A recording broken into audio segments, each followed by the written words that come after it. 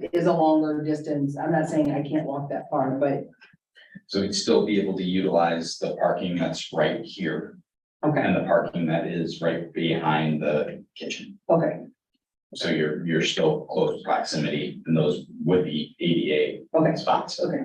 And maybe one or two visitors spots in there too. I don't need that. Does anybody else? That's fine. I also like the idea that if we have to do something with the high school, that we can kind of block it off, because it's already disruptive enough to have construction going during your school day, but to keep that separate would be nothing. Oh, I do have a, next time, can we get normal size books? They're too big. I'm sorry, that's my. They're too big. Yes, they're like floppy. It's- That's one language. I teach language, okay? Back to the regular.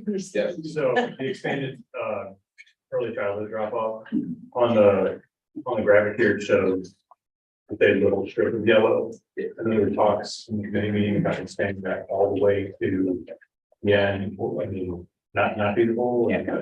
Yeah, we could extend pavement further south, but we can't get out. Got it. And Yeah, okay, it gets too tight that you can't turn around either. right, So that's what we can do. got it, okay. There's one more slide. I gotta make sure that I cover it. You can't let me walk out that easy. Because really it comes down to, how do you pay for these things? You can see the number in front of you. It's, $14 million of high priority needs that were identified through the committee and the master plan process. Currently the district budget's about $300,000 in the capital improvement budget. That's typically for those small upgrades, the repairs, replacement of equipment, those types of things, not for these large scale renovation or full scale overhauls or system or replacements. So as you can see, there's, based on that work last fall, there's about 14 million. You can kind of see how it's broken down. We wanted to look at it a couple different ways. So you can see the site improvements, how much that would cost, and then each school. So that's just the total of those numbers that were on each page, gets you to about 14 million. Then we looked at it a different way. So what are some of those things that just, it impacts the learning environments, but it's not necessarily easy to see when you replace the HVAC system or when you replace a roof, or you go in and you tuck point brick and replace windows. Those types of costs there are about $3 million of it, where those more student and staff, the spaces, the upgrades that you would typically see, like fresh paint on the walls, new carpeting, those types of things, equate to about $10 million. Or actually about 11 million, sorry, math is wrong.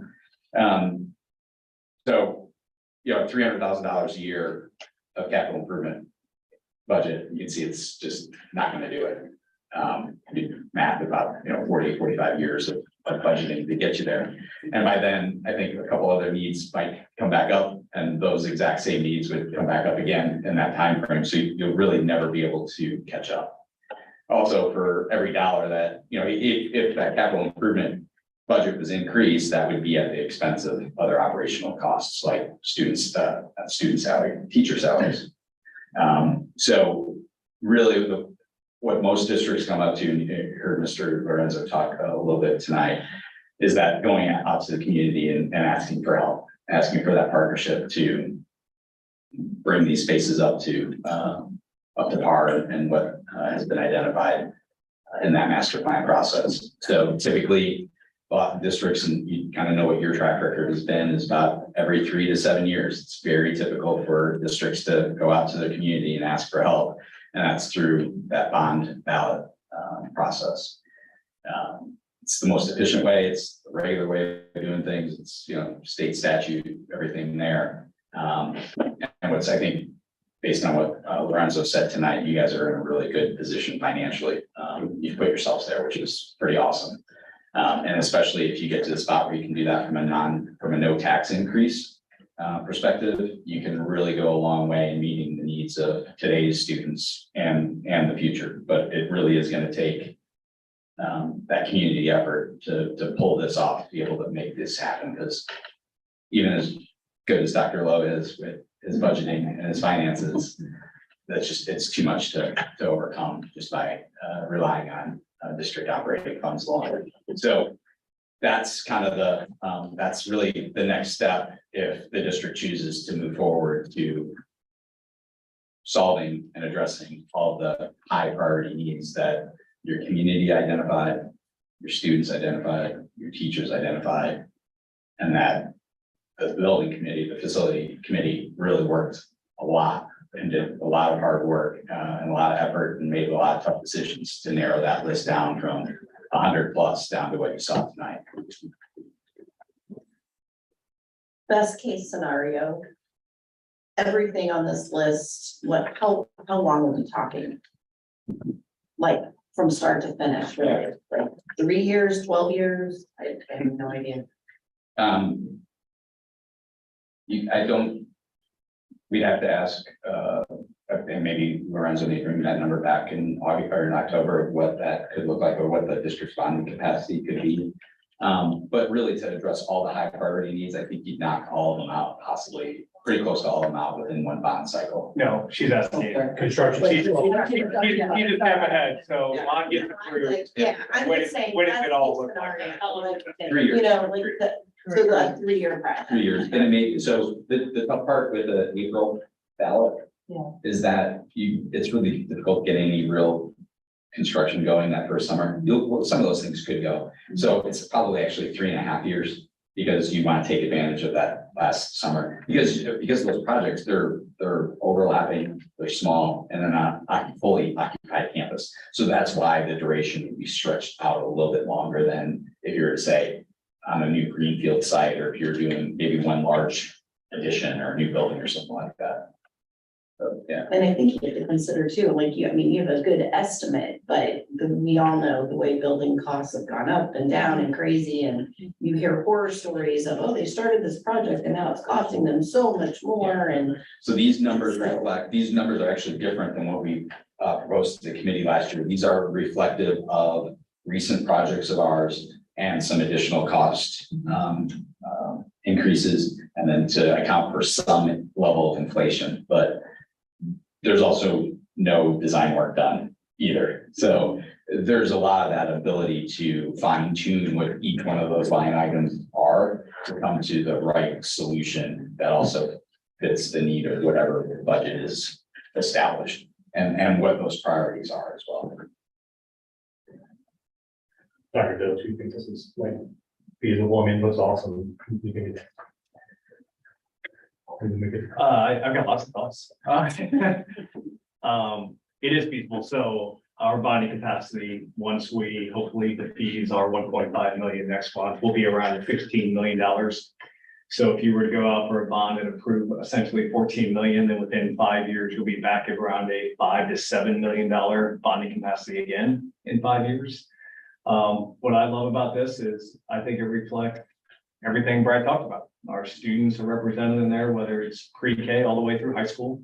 Our staff are represented in there and their voices in our communities represented. I think it addresses the needs, which are those non-sexy things like HVACs and plumbing and some of those fun things and windows and tuck points that no one likes to talk about, but are necessary to run a school efficiently.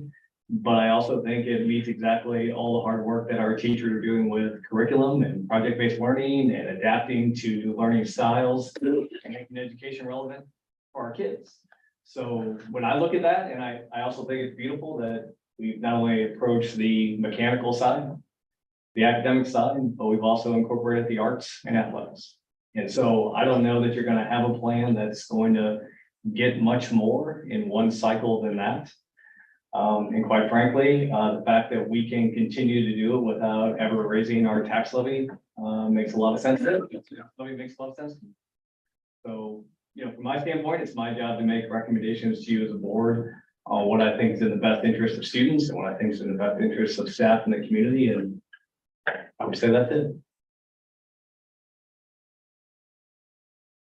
Just to clarify for everyone, that would be a no tax increase bond issue that we would go out and ask for on the ballot to make that. Correct. So what Dr. Lowe explained to you during the tax levy was that 0.9410.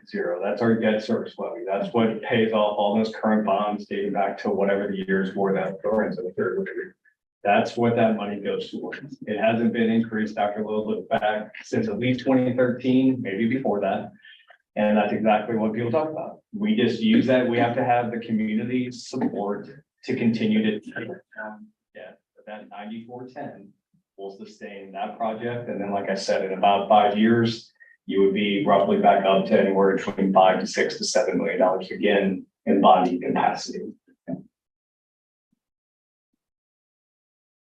Sounds like a lot of great upgrades, that will benefit pretty much everybody across the board, it sounds like. Well, the big thing too, right? I mean, if we're diffusing bonds to get the ability to do a project like this. And our last two bonds were double A rated, so I mean, our credit's there. I don't seem to see a problem here, like money wise. I mean, we're not gonna go ask people, for increase in taxes or anything like that. I see this as a win. And just like to Becky's point, if it, the goal is to hit the budget, but if it goes a little over, we as a district can handle that. Yeah, so there are things that you would have to pay for besides what Brad has on that screen there. Okay. So we would still have to do some fees for some actual design builds and architect and engineer fees. At some point, we'll have to have a general contractor and different things to oversee the projects if you actually approve them. But keep in mind, we've done a really good job of budgeting conservatively. When I got here 5 years ago, our fund balance was around 16–17%. Because of the good work that Dr. Lowe and others have done in this district, we've got our fund balance to right around 44%. Our district board policy says it should be right around 25%. So just like we did a couple of months ago or last month, I guess that was, when we have something pop up like those middle school units, we can put some money towards it. We have money aside not only for the things we need from fees like architectural fees and general contractors, but we would also have some room in there in case something does go, our buildings are old, everything is old in this district, so once they get behind walls and things, that can obviously jack up prices because you don't know what's behind there until you get behind there, but we've done a good job of managing our money and being good fiscal stewards, that we have the ability to have some wiggle room in this one. And like you said, also, it keeps us from having to tap into monies that might be able to be offered as part of salaries and things like that. That's right. So that 9410 doesn't impact any of our daily operations. The other parts of the tax rates that Dr. Lowe mentioned, that's what pays for your daily operation, your laptop, your teachers, your staff, your benefits, all that fun stuff, your curriculum resources, your PD. None of that is affected by this. Right now, we have one of the most competitive teacher salaries in the entire area, entire state, typically top 5 and tops in the state. And we want to continue to do that. We've got high quality staff that do a great job of serving our kids. And that does not come from anything related to the debt service level. Thank you, actually, that. Should there be any consideration with the demographic study and showing that in 10 years, we are gonna have less students? Is there any consideration about the recent St. Charles County just passed it about the taxes and the elderly and getting cut off? And I mean, which means most likely in our demographics, we're going to see kind of a freeze taxes money. I don't know. I'm just thinking, out loud, but financially thinking about those kind of things. Yeah, so I think it is important to always be abreast of those. I think those things that you're hearing about Senate Bill 190 are gonna continue to be talked about, not only in our county, but every county in the state of Missouri. I also think it's very well known that those types of things also will be litigated because there's a lot of ambiguity in that right now. So that's not a near thing. How that impacts the district is twofold. So that impacts the district really more on those day-to-day operational expenses. Right, because we would have less revenue coming in for that. There is also some belief based on the bill that those things, because your district would essentially have less revenue, that could actually impact your bond rating moving forward, which would mean you'd have to take on higher interest rates to get bonds. So actually, from a standpoint of bonding and bonding capacity and our financial health, it actually makes more sense to do this sooner rather than later.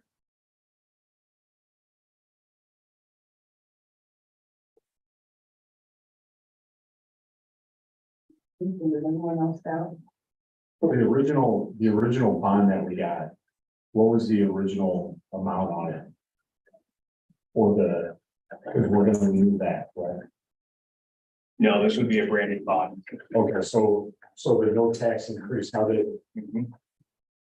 if, just a simple on how that goes with the no tax increase? Right, so that 9410, which is currently paying off those old bonds, for lack of a better word, those 5 different columns of the rents I told you.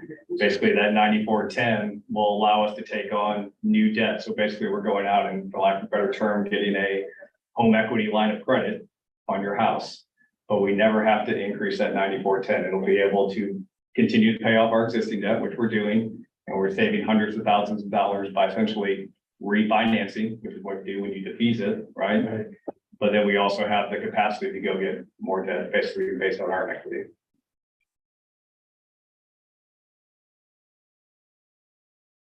Just in comparison, how long would it take to do all of these things if we don't get that bond issue? Like how, if we're saying I like think it was 3.5 like 45 years. So 45 years I think. to get all those things together. That's assuming that everything lasts. And Right. nothing else goes right. And no increases in construction either. Yeah.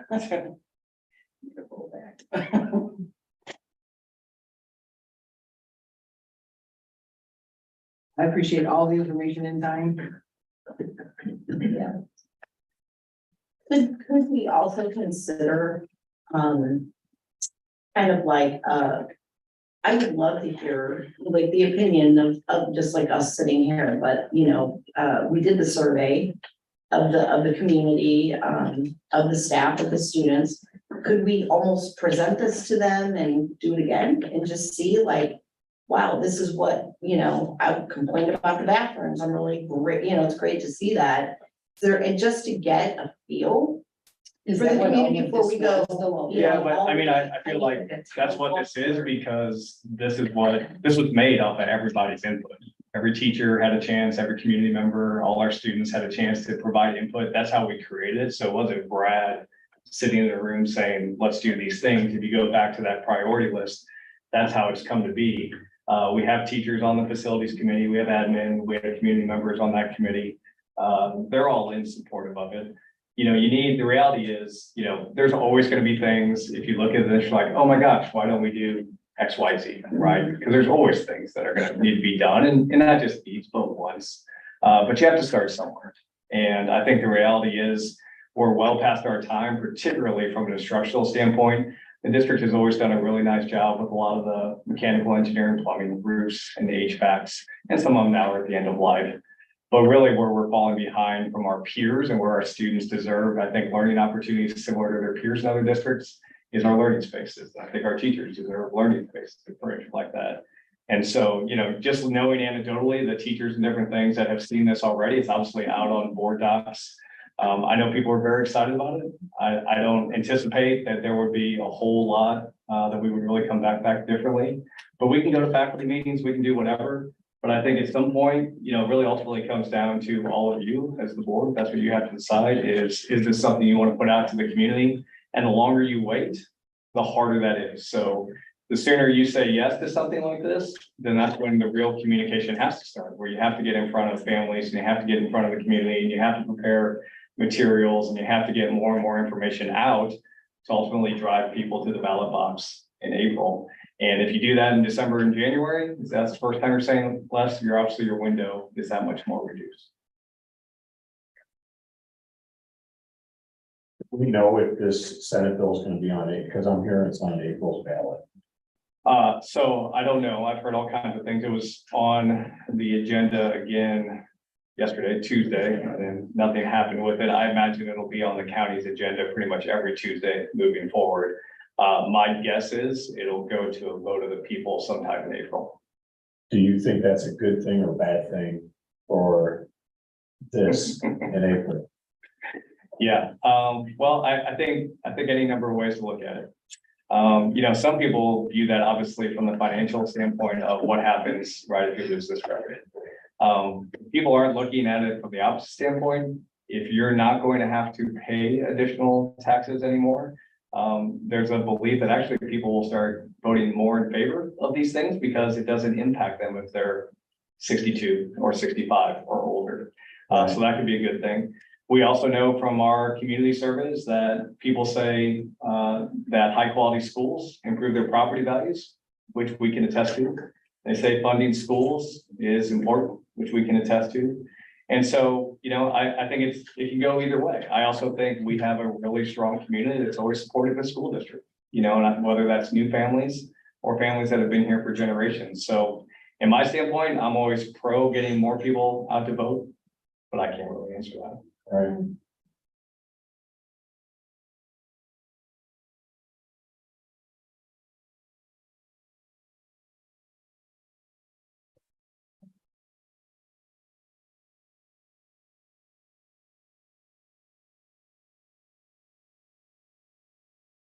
So I'm anticipating, we talked about this tonight, they'll show up again next month.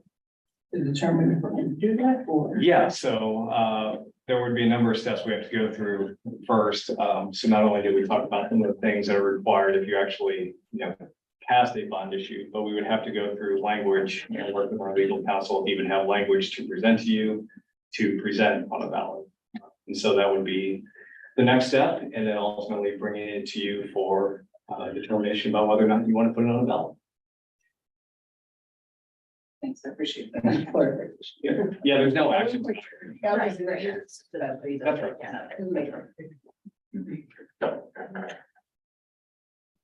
Anybody else for the good of the group? Thank you very much. Thank you. Thank you. Thank you. Thank you.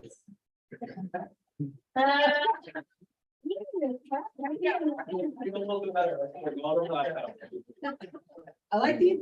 Yeah, I do. All right, we are up. Approving the agenda. I will make a motion. May I have a second? Second. All those in favor? Aye. Anyone opposed? Excellent. I got it in order. I'm very excited. Over here. Cause that's you, It's too You're fluffy, right. okay? that's of all your other papers. It's very pretty. I don't mean to hurt your feelings. It's just really bad. Okay. We're just gonna go back to the paper. We're not very. Oh, shit. I'm not here. I just being. I'm so proud that I can. All right, 4.01, public comments. Do we have anyone who would like to speak on? All right, everything good on a posted agenda. All right, on to the next. I had a question for you about. Okay, all right. So our consent items, 5.01 approval of regular session minutes from August 23rd. Approval of the youth and youth memorandum of understanding. SSD partnership agreement, the 2023-2024 district and building PD plans. Approval of the 23-24 district assessment plans, and approval of the check register, and then the second reading and approval of the board policies listed. Are there any that anyone needs to pull out, talk about separately? All right, then I will make a motion to approve the consent items as listed. Can I have a second? I'll second. Everyone in favor? Aye. Anyone opposed? So look at us going in now. Taking on the world. All right. 6.01 approval of house demolition and removal. So this should be a recap, hopefully, for the board. You've seen it in our memo really since last spring. Spring of 2023, we had some damage to the school district, specifically as it relates to this memo. The storage house on 12th Main, right next to the levee there, ripped power lines out, did a lot of damage to the roof and other things. Full disclosure, that house was never in great shape to begin with. I believe years ago when the district built it, it was just for additional land and property. It was assessed by Music, our insurance company, and they basically said the cost to repair it, to bring it to code, is not worth it. So they're willing to reimburse us for the demolition, tear down, and removal of all debris, including the grading and creating more of a green space over there. So our motion tonight, or our proposal tonight, that the Board of Education approved the wrecking company to demolish and remove the house on 12 Main Street. I'll move to approve 6.0. I'll second it. I will start. Aye. I, I'm an I as well. All right, the next thing is 7.01. Any public comment on non-agenda items? Nobody hand up? All right, then 8.01 motion to adjourn to executive session. I will make a motion. Okay, all right, Adam, is that you? Aye. I'm an I as well. We are adjourned. Thank you all for being here. Yeah, no, bye, everyone. I better get